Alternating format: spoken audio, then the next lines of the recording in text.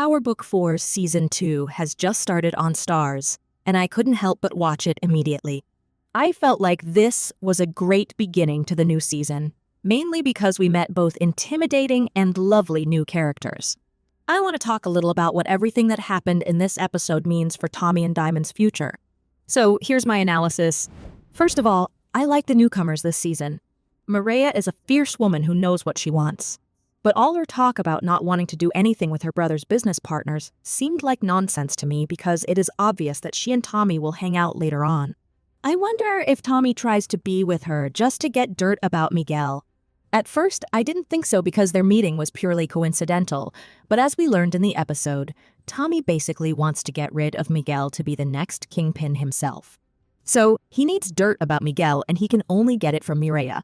By the way, I didn't really like Miguel having diabetes. It seemed to me the writers were trying to give him a weakness.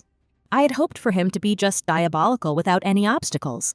But maybe this is for the best. The other players in the city piss me off so bad. Claudia is acting recklessly.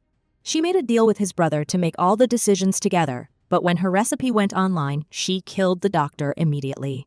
Vic was right to call off the partnership.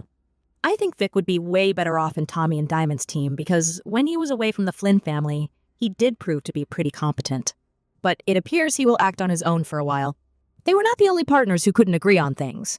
At the end of the episode, Tommy acted on his own and killed Chewie. I know killing him for switching sides was necessary to give an important message to anyone else who might have thought about treason. But it wasn't right for Tommy to do this without Diamond's agreement. It seems to me that Diamond and Tommy will have a lot of disagreements this season. We saw that Tommy is way too ambitious compared to Diamond, who now has a new parole officer on his back. If I remember correctly, Diamond wanted to be out of this life at the beginning of the previous season. But maybe the writers have forgotten about character development. Perhaps seeing how far Tommy could go to move up in the game will give Diamond the shock treatment, and he will realize he should change. But I don't see this happening anytime soon. As for his brother Gennard, I actually feel sorry because he is literally backed off into a corner. He doesn't really have anyone by his side except Shanti. Claudia doesn't want to work with him. The Serbs are threatening him because they want Diamond and Tommy's territory. Miguel wants his money on the clock and has already proved himself a dangerous opponent. Gennard owns everybody some money or territory. I'm unsure if he will make it out of the season alive.